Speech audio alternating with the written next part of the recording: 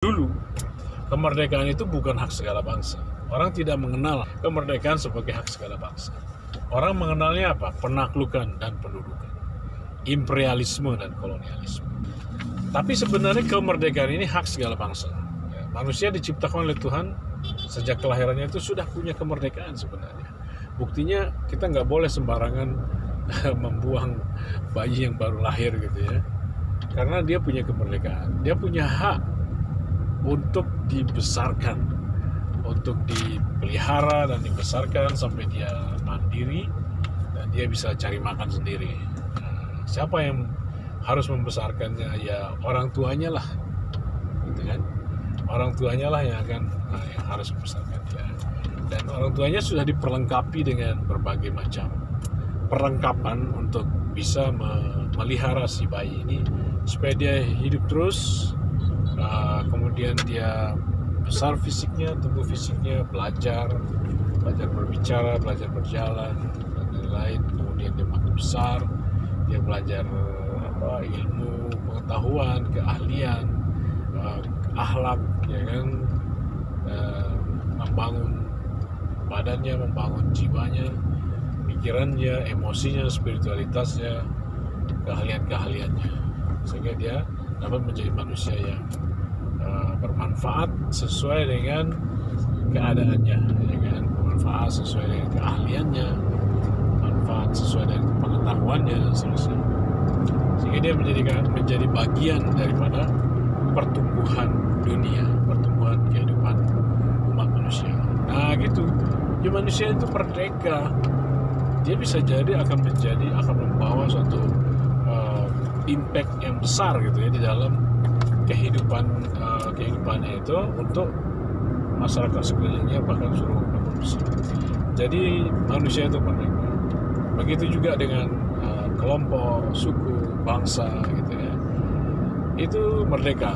Kemerdekaan hak segala bangsa.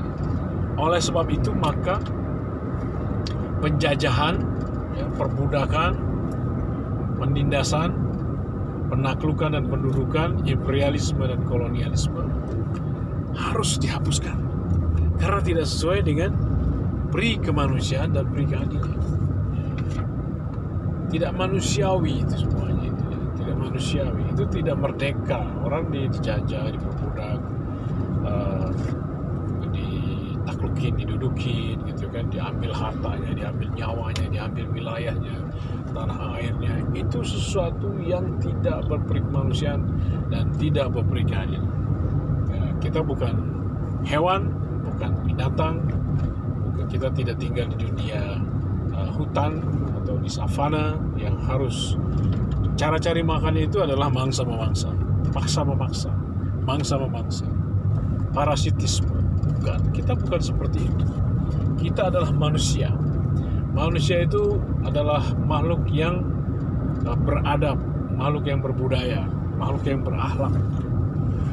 Dia mempunyai hikmah dan kebijaksanaan, nah, gitu, sehingga dia bisa hidup penuh dengan perdamaian dan kesejahteraan. Itulah potensi yang dimiliki oleh manusia supaya mereka bisa menjalani hidupnya itu dengan damai dan sejahtera, bahkan bisa menciptakan surga di atas dunia ini.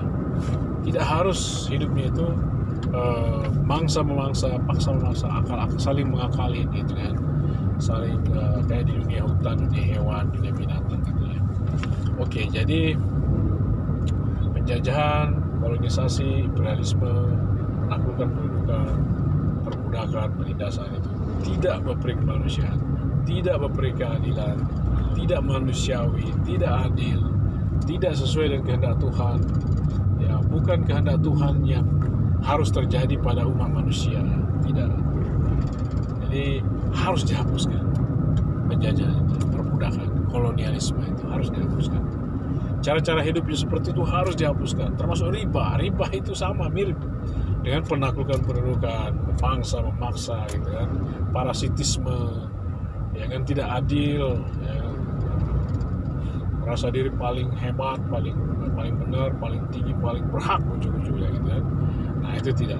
Ya, jadi kemerdekaan, orang merdeka ya sebagai apapun dialah, ya, dengan segala macam keadaannya, Dia berhak untuk eksis, apapun keyakinannya, apapun pikirannya, merdeka, gitu ya. Apakah dia itu lemah, apakah dia itu kuat, apakah dia itu cacat dan lain-lain, dia punya kemerdekaan. Dia punya kemerdekaan untuk hidup, untuk eksis, untuk mempunyai apa yang dia, untuk memiliki apa yang dia miliki, ya kan? Nah, oleh karena itu harus dihapuskan karena tidak sesuai dengan peri kemanusiaan dan peri keadilan. Ini luar biasa. Ini bukan karena kita dulu dijajah gitu, terus kita bikin prinsip, tidak. Tapi memang inilah prinsip. Perbudakan itu dilarang oleh Tuhan.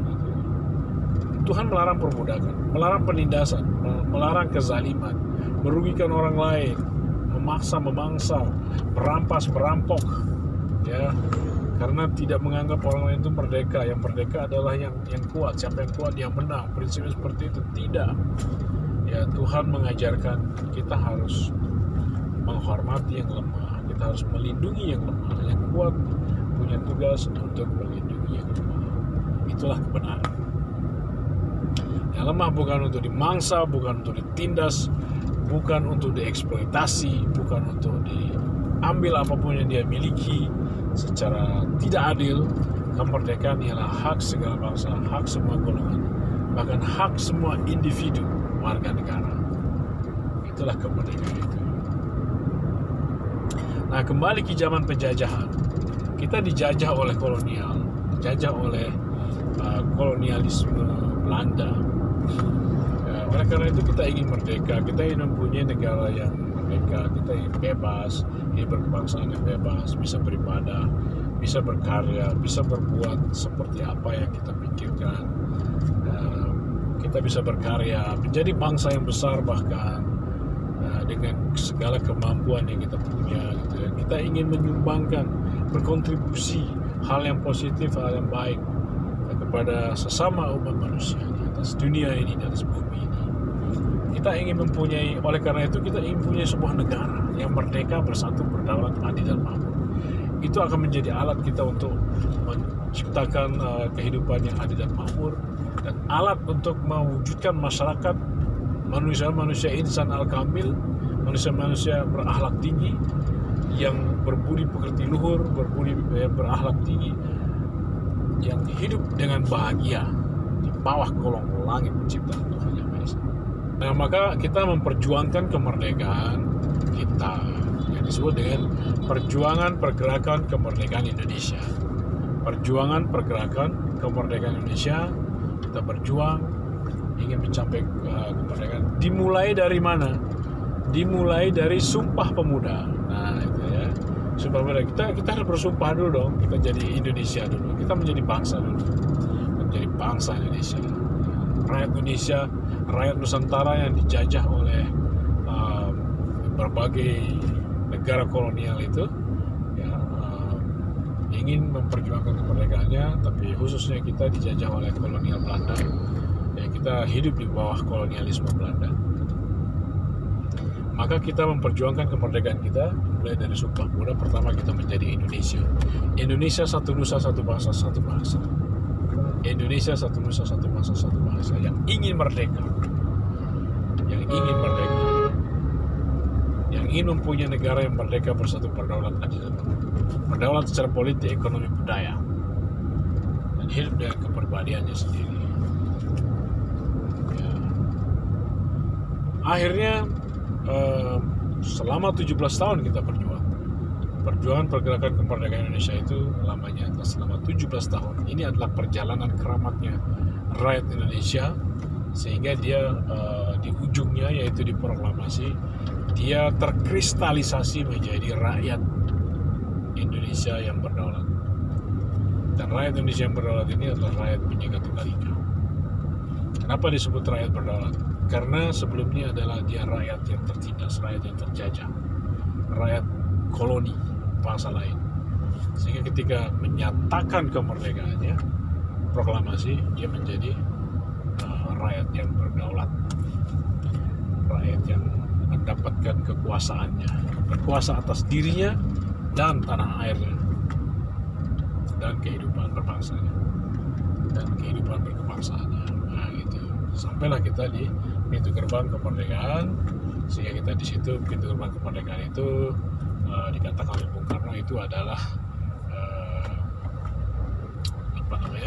itu BPUPKI, ya, di mana kita mempersiapkan kemerdekaan kita. Itulah pintu gerbang, titik di mana kita mempersiapkan kemerdekaan kita. Ada jalan buat kita untuk mencapai kemerdekaan, tapi kita harus mempersiapkan dulu kemerdekaan kita. Apa yang harus kita siapkan? Kita harus menyiapkan dasar negara kita, harus mempersiapkan konstitusi kita. Kita harus menentukan negara seperti apa jadinya kita nanti. Makanya disusunlah Pancasila itu. Pancasila itu adalah dasar daripada kita menyusun negara, dalam arti dasar untuk menyusun undang-undang dasar, ya, negara konseptual kita, ya, menyusun pemerintahan, ya, melindungi segenap bangsa Indonesia dan seterusnya, ya, dan seperti apa politiknya, seperti apa ekonominya, seperti apa dia masyarakatnya seperti apa ini, bagaimana persaudaraannya, bagaimana bentuk kekuasaan yang ada di situ. Nah, kita harus rumuskan dulu, ya. Itulah makanya tersusunlah Pancasila. Jadi menurut apa yang akan terjadi di proklamasi sebagai puncak daripada kristalisasi bangsa Indonesia, maka rakyat Indonesia akan menjadi Republik Indonesia sebagai satu kesatuan. Republik Indonesia sebagai satu kesatuan. Gitu. Sehingga kita menjadi negara Republik Indonesia sebagai satu kesatuan. Kita menjadi negara Republik Indonesia sebagai satu kesatuan. Dan dengan nama Negara Kesatuan Republik Indonesia. Nah, makanya Pancasila itu disusun. Bagaimana kita menjadi kesatuan, bagaimana kita menjadi republik, bagaimana kita menjadi kesatuan. Kita berbeda dalam hal ini, harus disatukan dulu agama misalnya, bagaimana mempersatukan agama, bagaimana mempersatukan cara berpikir, bagaimana cara mempersatukan suku, adat istiadat dan lain-lain, bagaimana caranya. Maka lahirlah sila 1, sila 2, sila 3. Sila 1 adalah walaupun kita berbeda-beda agama, tapi kita satu bangsa, satu kesatuan bangsa. Sila kedua, walaupun kita berbeda-beda cara berpikir tentang kebenaran, tapi kita tetap bangsa yang satu, walaupun kita beragama. Yang ketiga, walaupun kita berbeda-beda suku, adat istiadat, ya, kita adalah bangsa yang satu. Di atas ini semua adalah Bhinneka Tunggal Ika.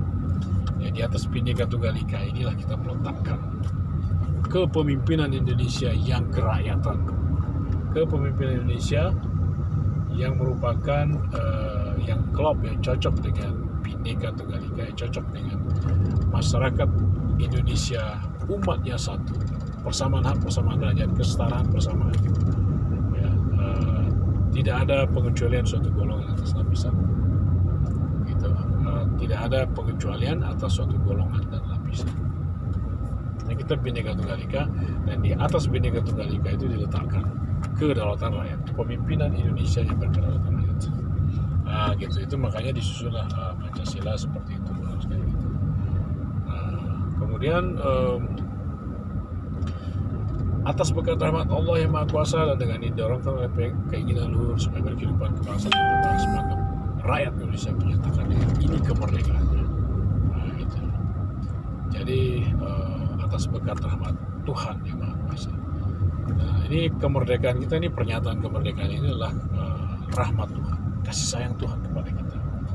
Ini janji sebenarnya. Rahmat itu janji. Janji kapan? Janji yang mana? Ya, kita berkomitmen kepada Tuhan untuk menegakkan keadilan, untuk menegakkan kebenaran. Ya, Tuhan itu adalah kebenaran, keadilan, kebajikan, cinta kasih, ya, kebaikan. Itu adalah bicara Tuhan. Kalau kita berada di pihak Tuhan, berarti kita membela semua itu, ya, dan kita akan menghadapi apa yang ada yang penjajah itu harus terhadapi, karena penjajah itu bukan kebenaran, bukan cinta kasih, bukan keluhuran, ya, bukan kebaikan, bukan kebajikan, ya, bukan kebenaran. Nah, itu harus diharapkan, harus diraih, harus kita keluar dari situ, harus kita tinggalkan, harus kita berlepas diri darinya, ya, supaya kita jangan berada di alam ketidakbenaran, alam kejahatan, alam kebodohan, alam kejahiliahan gitu ya. Kita harus keluar, harus meninggalkan itu sebagai bentuk kita ini adalah sambungan daripada Tuhan gitu. Bahwa kita ini kita berpegang pada tali yang membentang dari langit ke bumi, itu talinya Allah, yaitu fitrah, yaitu bicara kebaikan, kebajikan, cinta kasih, keluhuran, kebenaran, keadilan, dan seterusnya gitu ya. Nah, dan itu keinginan luhur bagi kita. Itu adalah keinginan luhur buat kita untuk berlepas diri dari situ, berlepas diri dari penindasan penjajahan itu, dan untuk mempunyai kehidupan kebangsaan yang bebas. Itu adalah keinginan luhur. Jadi atas berkat kasih sayang Tuhan yang menjanjikan kita kemerdekaan, yang menjanjikan kita terlepas dari kehidupan yang terlepas dari penindasan itu yang dijanjikan Tuhan. Dan atas berkat keinginan luhur kita untuk berkehidupan kebangsaan yang bebas, maka rakyat Indonesia menyatakan dengan ini kemerdekaan, menyatakan kemerdekaan. Ya, jadi kemerdekaan itu adalah buah daripada rahmat karunia Allah, kasih sayang Allah, yang penggenapan daripada janji Tuhan ya, tentang komitmen kita kepadanya dalam kebenaran, cinta kasih, kebaikan, kebajikan, keluhuran, kebenaran itu. Ya, itulah proklamasi kemerdekaan Indonesia. Jadi proklamasi kemerdekaan ini luar biasa. Ini adalah rahmat. Dia seperti, dan dia mempunyai keilmuan yang tinggi di situ, di dalam diproklamasi 17 Agustus 1945 ini. Dia membawa keilmuan yang tinggi. Dia mengandung keilmuan yang tinggi untuk kita jadikan sebagai semangat, ya, sebagai semangat hidup. Apa itu semangat proklamasi? Semangat berjuang mati-matian penuh dengan idealisme, semangat persatuan yang tidak mengecualikan suatu golongan dan lapisan, semangat membangun negara. Nah, itulah semangat proklamasi yang kita akan jadikan sebagai semangat di dalam terus menyempurnakan revolusi Indonesia yang belum selesai. Ya, karena kita baru merdeka dari penjajah dan kita baru berhasil menyusun konsepsi negara kita Undang-Undang 45, itu pun kita masih mencari-cari gitu ya, cari-cari apa yang dititipkan oleh para pendiri bangsa kita itu. Kita masih mencoba untuk memahaminya, tapi sebenarnya semua ajarannya itu melekat pada diri kita sendiri, melekat pada kejadian kita, melekat pada kelahiran kita, melekat dari sejarah kita, sehingga dia tidak akan hilang tentu saja. Keilmuan tersebut hanya saja kita tinggal menyadarinya saja. Kalau kita sudah menyadari siapa kita, maka kita tahu kita mau kemana. Begitu. Maka ya untuk perintah itu kemudian maka akhirnya kita mempunyai proklamasi, ya, punya mutiara yang penuh dengan cahaya yang luar biasa dan menerangi kita, yang mengeluarkan kita dari alam jahiliyah, penaklukan yang penuh dengan kerusakan dan pertumpahan darah, penindasan, eksploitasi, dan seterusnya, itu menuju kepada alam kemerdekaan dan alam kebangsaan yang penuh dengan toleransi, perdamaian, dan keadilan sosial, persamaan derajat, gotong royong, bermusyawarah untuk menyelesaikan masalah-masalah secara bersama dan bijaksana. Ya, di situ proklamasi kita, dan akhirnya setelah kita mendapatkan proklamasi, setelah kita bebasnya tanah air kita, bebasnya bangsa kita, maka kita mempunyai, sudah waktunya buat kita untuk menyusun negara kita. Ya, kita sudah ada Pancasila yang kita susun sebelum kita merdeka, sebelum kita proklamasi, sudah ada Pancasila. Pancasila ini adalah dasar untuk menyusun undang-undang dasar, maka disusunlah undang-undang dasar. Kemudian daripada itu untuk bentuk suatu pemerintah atau pemerintahan negara Indonesia yang akan melindungi segenap bangsa Indonesia dan seluruh tumpah darah Indonesia, dan untuk memajukan kesejahteraan umum, mencerdaskan kehidupan bangsa, dan ikut melaksanakan ketertiban dunia yang berdasarkan kemerdekaan, perdamaian abadi, dan keadilan sosial. Nah, itulah fungsi daripada negara yang akan kita susun, yang akan kita bangun, ya, dengan bermodalkan apa yang kita peroleh di proklamasi, dipertemukan dengan Pancasila, maka akan tersusun suatu negara, suatu undang-undang dasar gitu ya, disusun ya, sehingga kita punya sebuah negara yang akan menjadi alat buat kita untuk meningkatkan masyarakat Indonesia yang ada di dalam timur, mewujudkan manusia-manusia ratusan juta insan al-kamil yang hidup dengan bahagia di bawah kolong langit ciptaan Tuhan yang Maha Esa itu. Nah, itu dia. Maka disusunlah kemerdekaan Indonesia dan disusunlah kebangsaan Indonesia, atau disusunlah kemerdekaan kebangsaan Indonesia itu dalam suatu undang-undang dasar. Jadi yang disusun menjadi undang-undang dasar itu adalah kemerdekaan atau kebangsaan Indonesia. Kemerdekaan Indonesia disusun menjadi undang-undang dasar.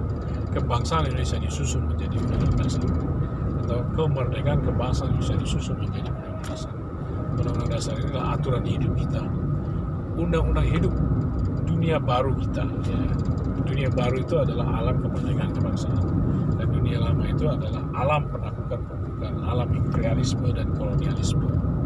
Ini kan yang masih mengandung perbudakan di atas dunia itu.